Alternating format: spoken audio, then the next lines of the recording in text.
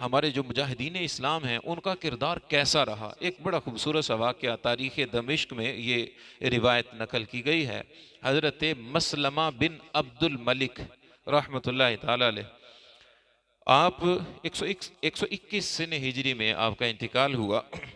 ایک جنگ میں امیر لشکر تھے، ایک قلعے کا محاصرہ کیا گیا، محاصرہ طویل ہوا، کوئی صورت نہیں بن رہی کہ وہ قلعے والوں نے اپنے دروازے بند کر لیے، جو دیواریں بڑی ہیں اندر جا نہیں پا رہے، محاصرہ طویل ہو گیا. اب جنگ ہو تو کوئی شکست فتح کی کوئی صورت بنے.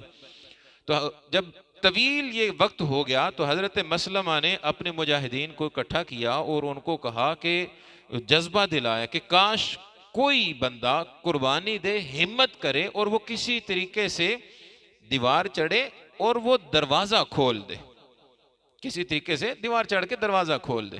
اب جب یہ بات ہوئی تو پھر ایک شخص یہاں نہیں بولا. وہ جب رات ہو گئی، اب تیاری ہے، وہ اس بندے نے کیا کیا کہ وہ کسی طریقے سے دیوار کے اوپر چڑھا، چڑھ کے اندر دروازہ کھول دیا. مسلمان جیسے ہی دروازہ کھولا، لشکر اندر داخل ہوا، جنگ ہوئی، مسلمانوں کو فتح مل گئی. اب جو مین بات ہے وہ اس سے آگے ہے. جب فتح مل گئی، لشکر نے اندر داخل ہونے کی سعادت پا لی، اب شہر فتح ہو گیا. امیر لشکر نے سارے مجاہدین کو اکٹھا کیا اور کہا کہ وہ جس بندے نے یہ کوشش کی ہے وہ بندہ کدھر ہے، وہ مجاہد کون ہے. امیر پوچھ رہا ہے کہ وہ مجاہد کون ہے. ایک بار پوچھا، سارے مجاہدین موجود ہیں، کوئی نہیں بولا. دوسری بار پوچھا، کوئی نہیں بولا. تیسری بار پوچھا، نہیں بولا.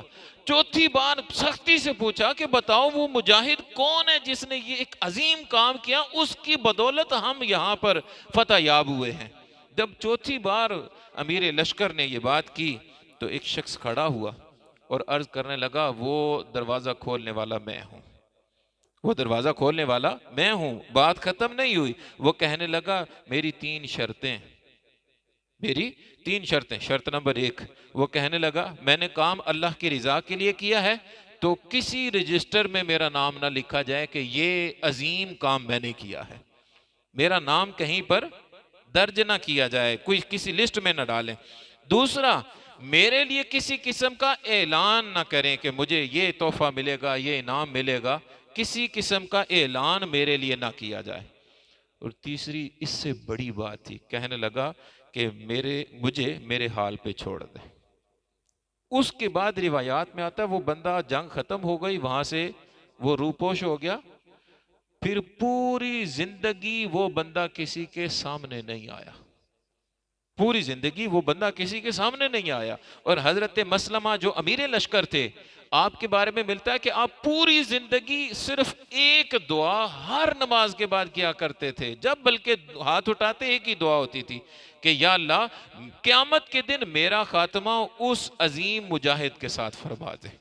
قیامت میں وہ مجاہد، عظیم مجاہد جس جگہ ہوگا، یا اللہ مجھے بھی اس کا قرب، اس کی سنگت، وہ قرب مجھے بھی عطا فرما دے. یہ ایک عظیم کردار ہے کہ جب جنگ ہو تو جنگ میں کوئی ایسے ہوں گے کہ جن کا اسپیشل کردار ہوگا، لیکن صرف ان کی بدولت ہی سب کچھ نہیں ہوتا. سب ملتے ہیں، منظم ہوتے ہیں، پھر جا کے سارا ایک نتیجہ سامنے آتا ہے. انداز یہ دیا کہ جب جنگ کرنی ہے تو رب کی رضا کے لیے کرنی ہے.